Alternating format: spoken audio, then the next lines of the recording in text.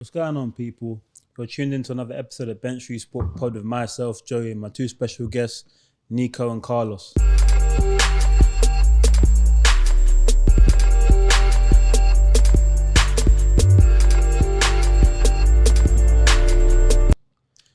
So let's get straight into it. Top of the table, Arsenal's big result yesterday against Aston Villa. I'll let you start off, Garcia, bro. I mean, what's that saying? Pressure burst pipes. Pressure burst pipes. You know what I mean? By the man himself. We're still strong, you get me? We held it, we firmed it. Shout out my boy Martinez though, man. He passed us. He must have felt like an idiot after all that shenanigans. Yeah, man. I'm sure Tyrone Mings supports Arsenal as well. He gave us that goal. Oh, that header. Oh, it's another one as well. But yeah, man. They tried to go toe-to-toe with us with the football. They couldn't hack it, man. I mean, they started well. They started well. Can't lie, they caught us off guard. Yeah. Watkins with his pace stretched us a bit. But then second half, even towards the first half, we had them. The goal was coming and then obviously Coutinho come out of nowhere. That pressure was building eventually for Arsenal. Yeah. Arsenal was putting on that pressure. Yeah. Second half. And then obviously Jorginho stepped up. Can't lie, I thought he was going to be an agent. You weren't an agent yesterday. Yeah, no, man. Like, even the City game, he was good at the City game. He's been playing well. He stepped up to the plate what he's had to do. Yeah. He suits our profile, innit? So, Yeah. alright, man. Come through, man. Saka as well, resilient. He was getting battered in that game. Big up Saka yesterday. He got strapped up, man. Yeah, man. He showed the levels, man. 100%. Yeah, that pounded jam working wonders, honestly. But what I will say about Arsenal as well is that I respect them from yesterday as well is the resilience. It was like you went behind twice, came back twice, and then still had the what's the word I'm looking for? The strength and the know-how to get 2 goals into and win the game, bro. So and instead of in the dying 5 minutes left, they scored 2 goals in 5 minutes. Yeah, so I think we scored in the 93rd. well, that's what champions are made of, really. So That's how you win titles, man. yeah, that's how you win. Yeah, And Jorginho as well, he's the experience. Listen from a Man United fan, that's how you win titles, bro. Trust me.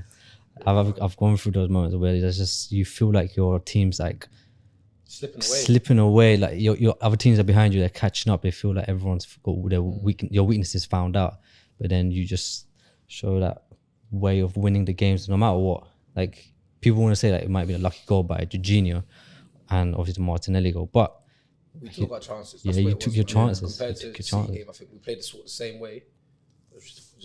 We hesitated more in that City game. that's what that's what I was gonna say as well. Without skating past the midweek fixture against City, in regards to that, like, what was your feeling about that? I think we played well. We dominated possession in the first half. No, second half, man. I think it was a game of two halves. It was a game of 2 halves for sure. We gave away 2 cheap goals, and they knew. Obviously, we're playing. They got the champions mentality as well, so they just. I mean, bar the De Bruyne goal, I don't really see how To Gabriel. Pressure, but that's pressure, isn't pressure, it? yeah. Isn't I it? don't really see how that's a but get it's mistake. Yeah. the same thing. Tomiyasu goal, like the pressure got to them there. That's an outright mistake though. I don't think like the other two were outright mistake, or the one of them. Gabriel, of course. We turned over possession. In the So final, what about your goal then? Yeah, What about it? Do you think it was that's a mistake. A penalty is. I think. Yeah, of course. Do you know? We gave away 2 cheap goals. If you look at it, it was cheap goals. The first goal, Tomiyasu definitely a cheap goal. Yeah, and then the second one, the Gabriel tried to play between the 2 players behind us, scored. Fair. So it was just 2 cheap goals, which man. I think we played well. It's something that you walk away from it. I wouldn't have been disappointed, but the fact that we gave them cheap goals, it's like. But then, because like I said, when it comes to the Villa game, we learn from that, and that's the thing about Arsenal this year. I feel like the results that we haven't taken points from, we've sort of learned from it. Like even the Villa, the Southampton game away, when we drew that after, then we bounced back again. Then the United game as well, when we come back and beat you lot. So yeah, man, I feel like, so I don't think City's they can't afford to give us too many more chances as well. That's the other thing. That's another thing as well. So obviously, 2 points clear, game in hand. Obviously, all the Arsenal fans keep talking about, we got a game in hand as well. But in my opinion, I feel like you guys need to slow down and remember you still got to go to the Etihad as well. So really and truly, that game in hand is City. Yeah. So at that point, if City beat you at the Etihad, it's game on now and it's even Steven. Do you know what I mean? So, I mean, what's your take on that as well, Niko? Yeah, man. I think the game on the weekday, I think that's been forgotten about now. But as you said, they have to go back to the Etihad, so the reverse fixture. So that's gonna be tough. I don't know. Now that City got 2 wins over you this season already, both in the FA Cup and in the Premier League, and not even just the fact that they beat Etihad, they beat you in the Emirates as well. Comfortable scoreline as well. Yeah. So you got a reverse fixture.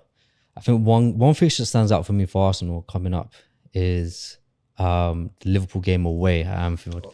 Considering that, which we'll get into, Liverpool have their players coming back, but you know you've gone to Anfield many times in the past and you struggled there. But having said that, this is a different Arsenal. We haven't seen this type of Arsenal before in years. So you can't count them out. You can't just say that they're definitely going to go and lose. We said that with many times about Arsenal in the past, and it's worked out. But It's worked out in our favour. well, give credit. Arsenal showed some backbone to come back twice, like you said. Even, like, and history is all like recent. This is usually where we start to go downhill. Yeah. While with our previous teams, like we'll be first, and then one little like blip, and that's it. It will start to continue, but we sort of brought it back again. And then again, City knew that we had won, and they still couldn't get. So I don't know whether they felt a bit of pressure that game as well, because Haaland, he missed the sitter. We're gonna get into that now anyway, but overall, in regards to Arsenal, I have my little say. I'll say that was a very, very, very, very impressive performance yesterday. To come back from that and actually take the 3 points, that was very impressive. I can't knock it at all. But moving on, we'll go to City now. Nottingham Forest away. Where do we stand with that? Like, I mean, like at one point they had 91% possession. Nottingham Forest had 9. They tried everything. They couldn't really do it. What do we think about that? Like, I think in terms of City's form this season, it's just been not what we are all used to. It's just been inconsistent. And I think that's a big word for them. Just haven't shown results as they have in the past, where you see them going for 15 games unbeaten or something. Yeah, that's another thing that everyone keeps saying, even myself, like, they're going to have that run. But we're still waiting for it. So, when is it actually going to start? Because we thought maybe this Arsenal one, that's it. Like, they turned up. They're going to just take it from here now. And then they go and draw to Nottingham Forest. I mean, Exactly. In regards to that game, I watched that game as well, and it's like, let's be honest. I'll be honest with myself and say it. Like, City did everything to score. Right, yeah. They had over 20 opportunities on goal. Like, they did everything. And apart from at times like Haaland's poor finishing or Foden's poor decision making, like, they could have been 4 or 5 goals up within the first half. Really, it's just I think they just had one of them days. De Bruyne wasn't really on form yesterday. Obviously, Haaland had a mare to a degree. One thing I will say though, Jack Grealish and Riyad Mahrez, since the post-World Cup, they've been City's best players in my opinion. Yeah. I think Jack Grealish has gone very much unnoticed. But bar that, I feel like, yeah, man, it's weird. City's inconsistency has been very weird. But even yesterday, it's like... Does it hurt for you to see that, seeing Arsenal the ones that are taking advantage of it as a Spurs? Yeah. I would admit that, yeah. But at the same time, it's just weird how they just can't seem to get going at certain times. It's just weird. It's a stop and start. It's like two steps ahead, 1 step back. 2 steps ahead, 1 step back. Literally. So I don't know, man. Like, in regards to overall their gameplay and stuff, why do we think it's not clicking? I don't want to say. It has been clicking because you look at the stats, they're doing everything right. It's just in front of goal, Haaland. But then that's what I'm saying. I don't want to say it. Haaland. Do you think? Look at last season, right? You see how many players have contributed to goals, and you said that moment where Foden was through and goal. He looked to his left and he saw Haaland's there, and he's like, he's the striker. He should be the one getting the goals. Do you think in the heads that he should be the one that goes? We know Foden last season. If he was through that goal, he's levering through that ball and he's smashing it like bottom bins. But he fought twice and then boom, he just fell over and it's ruined the whole play. Yeah, and that's just been sort of the thing sort of this season of trying to get Haaland all them goals, and he has got them. But then there's certain games like yesterday's one that he just Haaland. I think there was a stat I saw. Haaland had 2 goals yesterday, 2 shots yesterday, which was less than KDB's, Rodri's, Bernardo's, and the same amount as the rest of the midfielders. It's crazy stuff. Like he's not getting the service that he should be be getting. Yeah, exactly. Same thing that happened to them when they come to our place at White Hart Lane, that they wouldn't give him the ball. I think yesterday there were periods where they were looking for him, but like you said, it was somewhat forced at certain times. Yeah. So it's a weird conundrum. It's a very weird conundrum. See, that one it's a bit hard as well because you see Forest, they're more defending more on a low block, innit? So he hasn't really got that space running behind. Yeah, so where City are good at is they're usually just working across into the box. But Cutbacks and that. But every team's going to play like that against City, No, where it's going to be low blocks. Yeah. And I think Haaland is not the type of player to play against a low block team. You know what I mean? Like at Dortmund. He's your complete forward though, innit? So he can, if he has to, he can hold that ball up. Or again, his movement in the box is good as well. So yeah. I don't know, man. Again, it's just Forest was super deep yesterday. That's what I'm saying. So I've never seen a team play so deep. And I think maybe do you reckon Keylor Navas made that little bit of difference as well? Yeah, he did. Yeah, he did. Most definitely. That's Champions League Navas yesterday. Yeah, he made about what 7-8 direct saves. Yeah, he did. Like, wow, fair play though. You can't go unnoticed and say that Nottingham Forest ain't going about their business very well. They picked up a few results in the last very good 4 form. weeks. Yeah, they're in good form as well, so we can't knock them. That's the thing. Even in the beginning of the season, they were playing well. I was just maybe they were a bit too naive, so they were just too attacking, and sometimes they were getting caught out a lot. So they've been playing good football. So I think now they're probably just grinding through the results now, man. Yeah, and that's a I think big point for them as well. Yeah, they'll be alright staying up. I think they'll stay up. Yeah, I think they'll stay up. They'll be fine. Yeah, they're starting to click at the right time, and I think Morgan Gibbs-White. Other person, Gibbs-White, man. Oh man, he's a baller. He had Casemiro on strings every time he played United in the semi-finals for the League Cup, so he's one to look out for in the future. So we're going to move on to the silent chasers, Manchester United. I believe you was going to say something like last week, told us to wait for this. Oh, week. I have an answer for you, bro. You got an answer I have an answer for you, but I'll let Joe continue. Okay. Go on. 3-0 win against Leicester earlier on today. Yep. Rashford got a brace. Sancho come on and got another goal as well. The two boys looking good.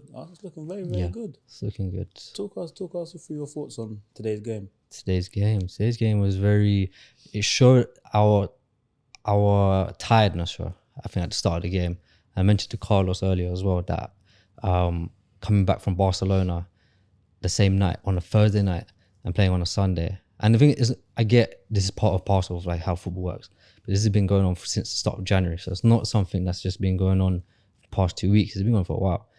And we just haven't been rotating. And I can't blame Ten Hag. I can't blame the manager for not rotating, because who is he going to rotate it for?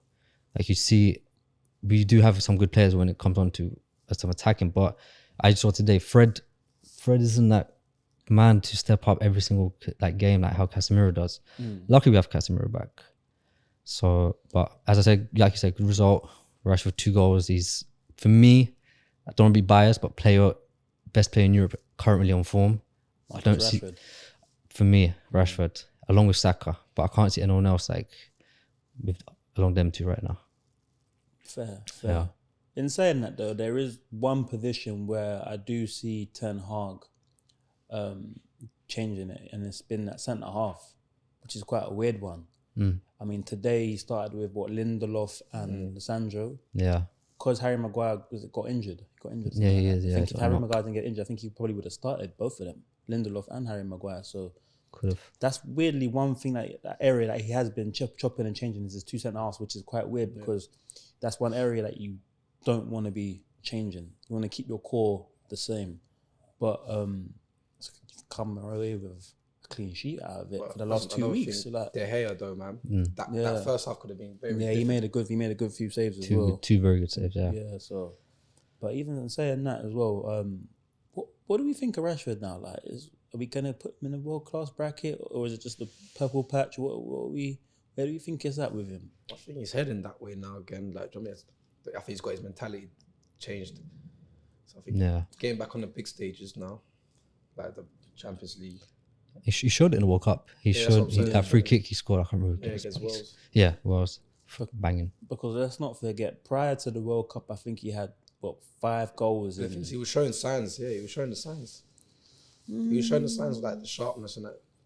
And then I think once it's the World Cup started, that's during that World Cup, that's when he really, I think, caught the confidence and like just going for it, man. I think it's still a bit early to say world class. Yeah. I'll definitely say he's definitely heading that way in terms of his form is world class. But like how all world class players are, they don't show it through patches. They show it through season after season after season. Sort like your man. Yeah. Poster behind you. Graham Souness said it this, I think, today, and I don't agree a lot with what he said, but he did say that Harry Kane is probably the only world class player in an England team, and I can't think of anyone that is as good as him in the England team. I agree. I agree with that statement. I can't lie. Of course, you agree.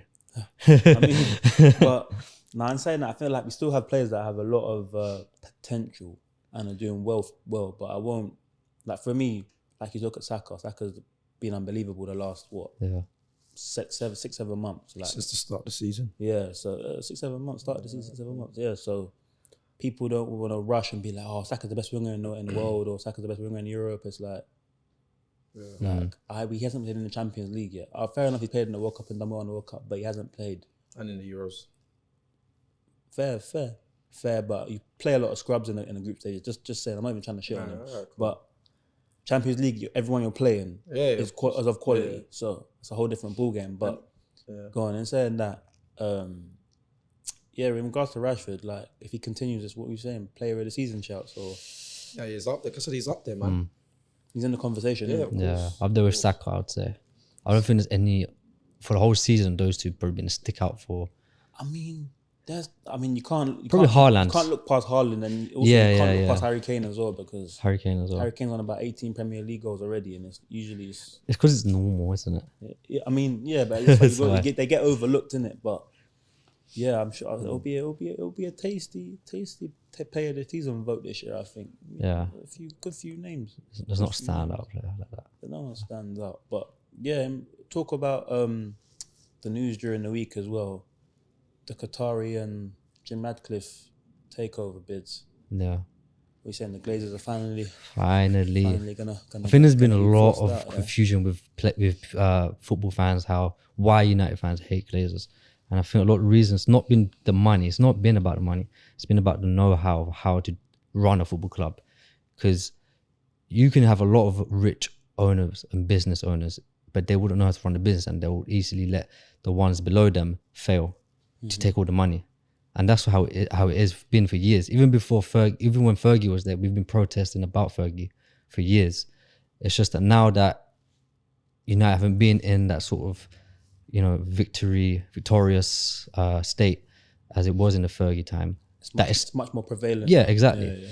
You man don't complain when you get the signs of Pogba, all the Falcaos, Di Maria, you're signing all the Sanchez. But you know what it is? It's money that the Glazers are taking out of the club. The Glazers don't put their own money into the club. That's their issue with it. The Glazers just been taking money out and not putting it back in. That's why United are in like £1 billion worth of debt or something like that. Something ridiculous like that. So are they not trying to redo Old Trafford as well? Yeah, no, I don't know if you've been Old Trafford before. I don't know if you've been or you've been, but Old Trafford is very, very bad. Run down. Even the training ground, I heard that. Exactly. It's an iconic stadium. Don't get me wrong, but in terms of it, how we compare it to other stadiums, it's not like Emirates and Tottenham Stadium. It's not the same. But I'm looking forward to see what happens. Hopefully, Qatari one will obviously be the ideal one. But Jim Ratcliffe, I heard a few things that he might be an undercover Chelsea fan. so I'm not too sure. But sorry to cut you. I see a quote today saying something about, he said he wants to make Manchester United, wants to make Manchester United again, like Manchester United, Manchester again, like make it like he had it with Oli, like English core, everything English, none of this. I know what you mean, yeah. Overseas influences no more. He also wants to make Manchester United Manchester again. So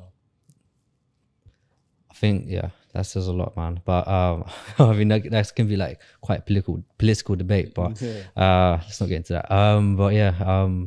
We'll see. I think Qatari one stands out more just because they seem like they've want to invest more strategically and just more they got more of an open head with it. Like you said, you said Africa wants to do Manchester. I think even with the Qatari bid as well, it's like they got their foundation that they're trying to come and take over Man United with is called 92. which I find quite intriguing because obviously class of '92, Yeah.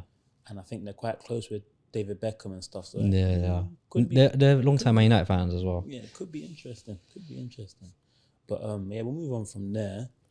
Talk about the top 4 battle between obviously Newcastle and Spurs at the moment. Newcastle dropped points yesterday, losing 2-0 to Liverpool, obviously, who are also climbing up the table. We'll get to them in a bit. But Tottenham ran out 2-0 winners against West Ham. Emerson Royale, he scores when he wants, making it 1-0. And then Heung-min Son scoring the second. Did you boys watch it? The Tottenham game. Yeah, I saw the goals, yeah. Both the fullbacks combining. Yeah, man. I've never seen Davis get that high up the pitch before. Bro, it was weird to me. It was right in front of me, and I'm looking, and I'm like, Ben Davis. And when he passed it off, I'm thinking, wait, who's that? Like, Emerson Royale. Then I seen him just side foot into the corner. I said, wow. He tucked it away. I said, wow, fair enough. I said, fair Like enough. a proper So, Brazilian. Yeah, I said, fair enough, yeah. So, yeah, I'll say on that game as well, first half we were poor. We always seem to start slow. It's weird. Started slow. West Ham could have really been up 1-0 up within the first 10 minutes. They weren't clinical at all. They gave us a couple chances as well. But overall, they didn't really test you though that much. Yeah, other than in the first 20-25 minutes, I'd say. Yeah, other than that, they didn't really look like they were gonna score. But then we started slowly.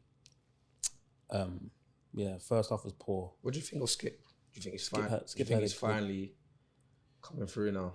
He came. The thing is, before he had his bad injury that he had, he came through before that, and he was class. I always hear that back in the academy that apparently that was one of probably your best academy players to actually come through. Nah, he's a good player, solid player. But like I said, before his injury, he fully came through, and he looked like he was gonna turn out to be an important player for us. And then he got injured, and he came back, kept prolonging, like he needed to come back this month. Then it got prolonged an extra month and a half. Then it went for another month and a half. It just kept going.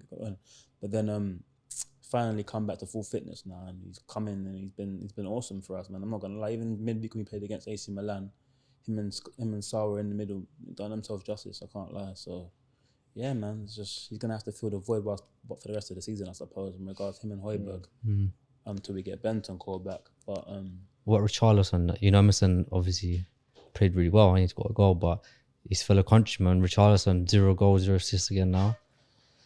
60 million price tag, was it? Yeah. Like I said, it's a tough one with Richarlison, and I know people are going to get on his back and stuff, but today he played all right. He actually played all right. His link-up play was good and made a good few key passes into certain areas and stuff. And to be fair, when he come off at about the 65th, 70th minute, and I didn't feel like he deserved to come off. I think like Kulusevski should have come off instead, because Kulusevski had a poor game today.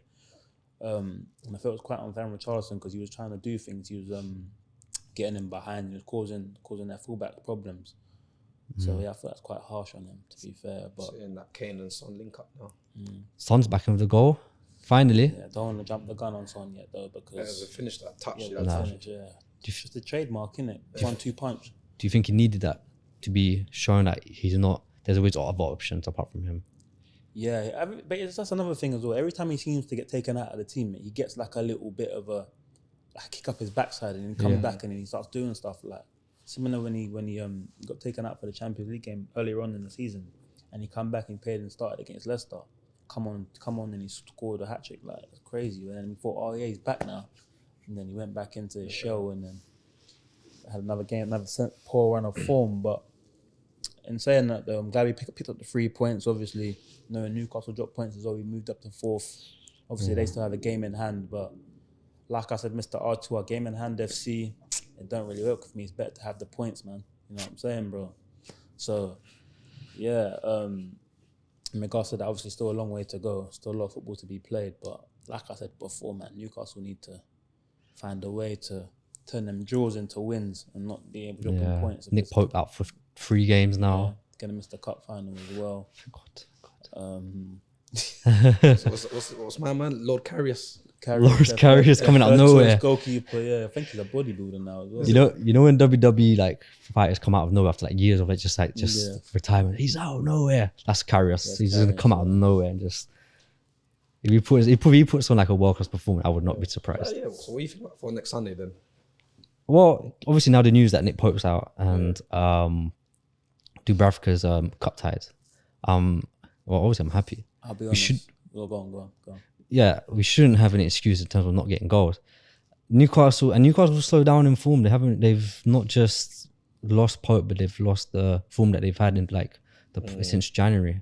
So if I'm being real, Casemiro back for that game as well in time. We should win that game. We don't have excuses. Even though Martial will be out, we should win that game. I mean, do I think we'll win? Zero excuses though. Yeah, exactly. Zero excuses. I'm 80% comfortable. It's cup final. You never know. But so I'm 80% comfortable we'll get that win. I'm still waiting for that question though. That you didn't get the answer. You didn't answer the question straight. Didn't answer it. You see the way I slide it? I didn't. I kind of go into other topics. What are you telling me? What's the question again? You're getting shy, bro. Me? Yeah, man. Nah, bro, never. Look a bit flustered now. Nah, I'm good. But remind me the question one more time, please. Do you reckon you're going to win next Sunday? Oh, the title. Are you talking about the title? Oh, the title. Oh, Do you remember? Title. He said to come back to me Next week. Yeah. Beat Leicester. So what are you telling us? Man City drop points. I'm gonna be honest with you and say no. I'll tell you why. No, because again, like I said before, we're going back on the squad depth. That's important. You guys showed you've got that upper hand already. You got one game in hand as well, and you just somehow started off better than us. Yeah. Had we got chasing in this side. Yeah, we're chasing. City is still going to be City. Best position I think we'll finish is second, but I don't think we'll finish. Worst position we'll finish is third. Don't think we'll win the title. No, fair enough. Would I want to win the title? Of course. That's a different answer for a different question. Yeah. But do I think we will? I don't think we will. You're Manchester United, man. You got to back yourself, man. You're in and around it. Yeah. Well. Anyway, moving on. But in terms of Newcastle, like we were saying, like top 4 now, you don't need to watch out for Liverpool, don't you think? We're we're gonna get to that as well. All right, get to that. So we're gonna talk about obviously Liverpool and their win yesterday. They're like 6 points on behind us. I think they got 2 games in hand on us as well. 2 games in hand. So yeah, they got all their players back as well. Obviously, comfortable 2-0 win yesterday. Darwin Núñez getting on the score sheet as well. I think he's starting to find his feet now in Núñez as well, you know. Cody Gakpo as well. And Gakpo finally got off. Scored again. Yeah, so. Salah seems to be linking up with these players now, like how he did with Firmino and Mane.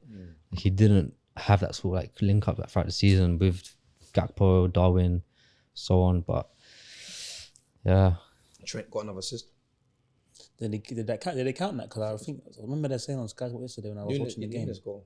Yeah, they said something about one of the commentators was like, "Oh, Trent didn't get the assist for that." But I was thinking, I don't see why he shouldn't have. Was it all them inshallah crosses or just? No, but that's not Trent. Spam inshallah. Trent. On square. Knows what he's doing, man. No. Shout out to Liverpool. They're finally their feet again. Obviously, Klopp smiling again as well. I think they're just finding form at the right time. Jota's back as well. Jota's back. And Firmino come on yesterday. Look lively. Van Dijk's back to full fitness. Yeah, Liverpool. So I think they're dark horses for top 4.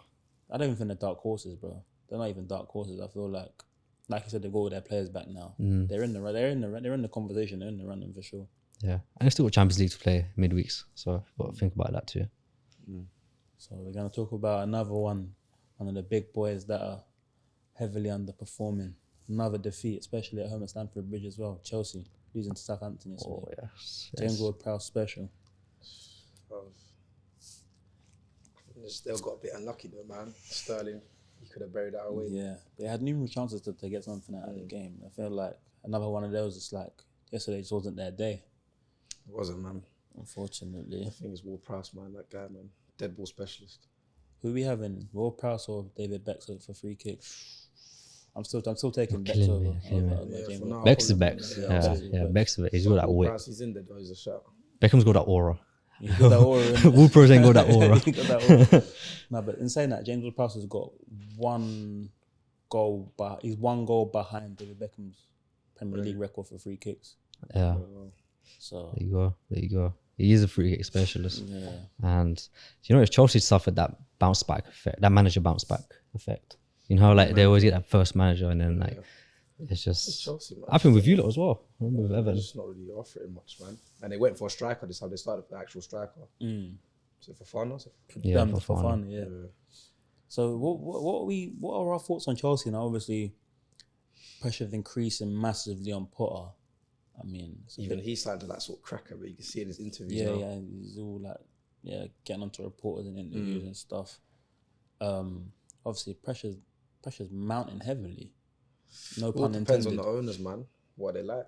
I mean, they're actually going to stick with him. They came out yesterday and said, through a reporter came out yesterday and said, obviously, he spoke to the hierarchy at Chelsea and they said they're still behind him, especially after this. And this was come out after the result as well. So for them to even feel like they need to put it out there, it goes to show that things are rife in regards to Chelsea right now. So in regards to Potter, like, what's our thought process? Obviously, the fans are super frustrated now as well. You know, it's like sort of us with Arteta, man. We went through that period with the storm. Yeah, man. At least give him till the summer, man. I mean, I agree. I feel like they should give him time because it's like they've given him X amount of players to work with. Yeah. How do they expect it to gel? Do you know what I mean? I still don't think. I must stick with my opinion from last week that he's just not a big club man, big team manager. I don't think he's got that. I know most managers do have a lot of good tactical awareness and tactical strategies, but for me, I don't think you need more than that as a manager, especially at a big team like Chelsea. You need more than just that. You got to be a bit crazy to manage these type of clubs. You know what I mean? Let's be honest, you've got to be a bit crazy. And I don't... Like Arteta. Yeah, that's why Arteta's got that. And so has Conte, so has Ten Hag, so has Guardiola and Klopp. And then you look at Graham Potter. So you reckon was that his personality? It is his personality, yes. I don't see him being the type of manager to manage Chelsea. To manage Brighton, yes. Chelsea, no. Don't know, man. I mean, everyone's got to step up somehow, innit? I mean, Brendan Rodgers went to Liverpool.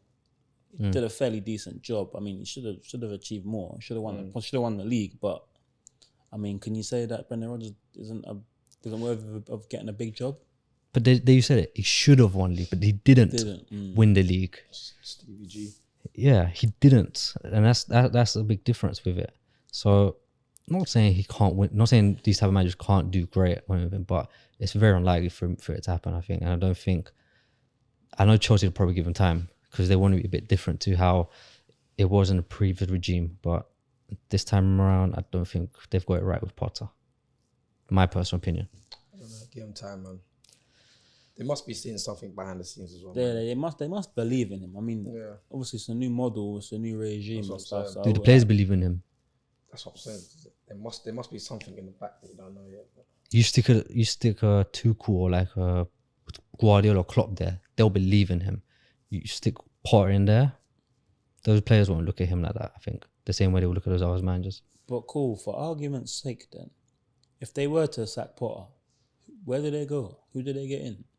Who's available? That's an issue for Mr. Bowley to sort out. I mean, the only two respectable managers that I can think of top of my head is the one they sacked in September, Tuchel, and the other one is Pochettino. Like, do Chelsea want Pochettino? Is Pochettino a Chelsea fit? Not really, in my opinion. So I don't know. I don't know who they could bring in, but just gonna have to see. I think they'll wait till next season, like Carlos said. Like they will give him time, but I still think eventually he'll be found out. Yeah, give him a whole pre-season, everything. Just let him see how it works out, man. Yeah. We'll see. But their neighbours though, Fulham, they're creeping up the table, man. Doing very well. 1-0 win against Brighton and informed Brighton as well. Very good win, yeah. It's not easy to go to Amex Stadium and win. So credit to Fulham, man. Playing good football as well. They're in the conversation for a European shout as well. Yeah. So that can't go unnoticed as well. Yeah, they're not too far off top 4 as well. Yeah, I mean, it's a big pool of teams in there. It's all quite tight. It's all very, very tight. Back to the Clint Dempsey days in the Europa League. Well, at the time with the UEFA Cup. Yeah. Yeah, man, like Williams, a pagan. Was it Brad Friedel goals? Brad Friedel was in goal, yes. Yeah, Brad Friedel was in goal. Brian McBride. Yeah. Yeah, they had some good. Danny Murphy and that. Yeah. But no, Fulham are doing very well. Marco Thiel was doing a superb job over there. Yeah, he's been very good, man. Good credit to him. Moving to another new manager as well. Obviously, Everton winning yesterday against Leeds. 1-0 against Leeds. 1-0 against Leeds. Out of the relegation zone as well, bro. Yeah. That new manager bounces. Yeah. It's lasting. It's lasting. It's got them more organised. Yeah. That's what he is. And he's got. I was even watching one of his interviews with Korean with Tubes the other night, and he's saying obviously how he's banned snoods. Everyone has to. Everyone has to wear shin pads. There's no hats. They have to change like the way how they play. I'm not mad at it. I'm not mad at that at all. He's apparently investigating Dominic Calvert-Lewin's lifestyle. Yeah, because of how many times he gets injured, how he's like always, these type of issues, like what bed he sleeps in, what car he drives, just things like this. A few years back, Jack Rodwell, he used to get injured a lot. Yeah. I think at one point he got banned from driving because of his hamstring, like the way because when you were sitting. Or like when you're dragged, what kind of if it's automatic, manual. Oh, I didn't even know that. These things add up, Yeah, it's true. I think that's revolutionary. What it's old school, but it's revolutionary. Yeah. Because who really? No, not to my knowledge, I've never heard of anyone think of anything like that before. Yeah. Until now. Yeah, so and it's showing that he's working for them. Yeah, and you can't as well. Like Dominic Calvert-Lewin's on 85 grand a week, and you're meant to be their star striker, and you can't seem to play more than 2 weeks. It's ridiculous, man. It's ridiculous. I agree. But yeah, boys, I think we covered everything. That's good, man. Thank you for coming, boys, as usual. It's been a pleasure. Thank you, sir. No worries, man. That wraps up another episode of the Benchviews Sport Pod. Myself, Joey, Niko, Carlos. We'll see you again next week. Take care. Peace.